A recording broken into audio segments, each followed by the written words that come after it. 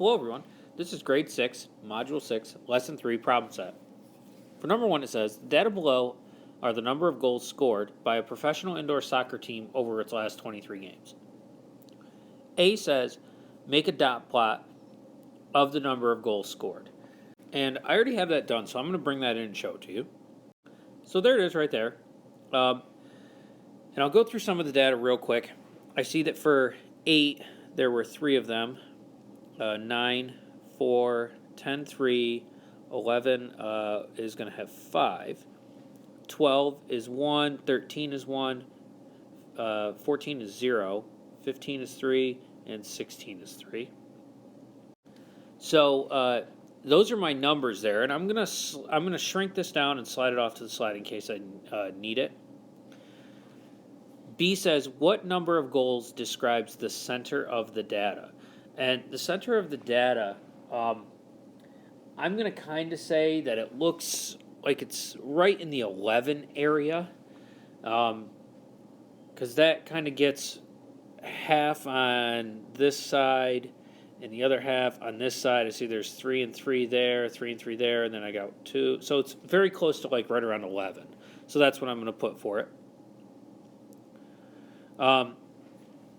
C says, what is the least and most number of goals scored by a team? So the least number is going to be the number that has a dot over it all the way to the left, as far left as I can go, and it looks like it's going to be 8.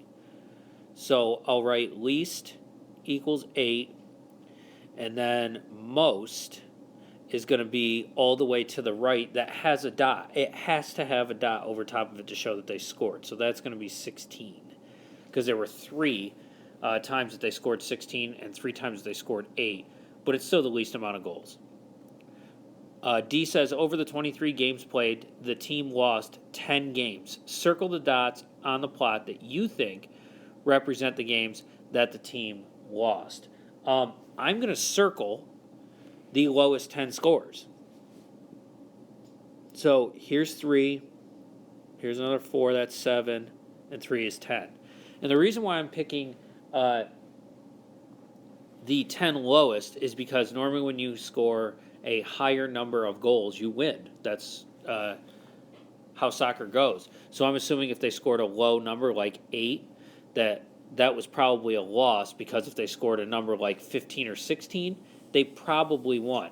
Now, it doesn't mean that they did, but this is that you think represent the game's loss. So just make sure you get some sort of an explanation down there. And I'm going to circle 8, 9, and 10. That means I've circled all of the dots above 8, 9, and 10. You probably want to get a little more detailed with this. So when we take a look down at 2, it says a 6th grader rolled 2 number cubes 21 times. And again, a number cube is just a dice. The student found the sum of the 2 numbers that he rolled each time. The following are sums for the 21 rolls of the 2 number cubes. So we have a bunch of sums in here. That's rolling the 2 dice and adding them. Complete the frequency table. So we have to figure out how many times 2 showed up, how many times 3 showed up, 4, 5, 6, 7, 8, 9, 10, 11, and 12. So I'm going to go through and kind of cross these off and write them in. I'll do it quick so the table's filled out, and then I'll just tell you what they were instead of me trying to go through and cross these off. And I'll zoom in here so I can get real close to it. And I'm going to do the tallies, and then we'll go through frequency after. So there's my tally marks there that I went through and checked. And that's the tally, and you'll see that they're just marks, and I bundled them in groups of 5 there when I could. But now I'll do the frequency, and the frequency is just the tallies added for that. So for 2, I had 1 tally. For 3, I had 0 tallies. For 4, I had 2. For 5, I had 3. For 6, I had 4 tallies. For 7, I had 5. For 8, I had 3. 9, I had 2. 10 was 0. 11 was 1. And 12 was 0. And again, these tallies, like 1, 2, it's right there. For the 2 4s, I had 1 there and 1 there. So that's why I'm doing it. Every time I cross one off, I put a tally down below. But I didn't want to have to go through and show you all of that. So what sum describes the center of the data? And when we look at the center of the data, it's normally where the most occurs, or where kind of the majority or the top of our curve is going to be, and that's going to be right about 7. About 7. Because I can see I have the most there, that's 5. And I have some down this way and some down this way. So between 6 and 7, but I'm going to take 7 as it, because that's where it has the most. What sum occurred most often for these 21 rolls on the number cube? So I'm looking for the highest number of tally marks or the highest frequency, and again, that's going to be 7. So let's go to page 2. So here we are on page 2, and I'll zoom in. 3 says the dot plot shows the number of raisins in 25 small boxes of raisins. So right now, what we have to do is we have to complete the frequency table, and this is going to be a little easier than the last one because the numbers are already in order. So for 46, and I'll zoom in so we can see it. So for the frequency table for 46, I'm going to look up in my chart and see how many dots are above it, and there's 1. So my frequency is 1. For 47, there's 0. For 48, I have 4.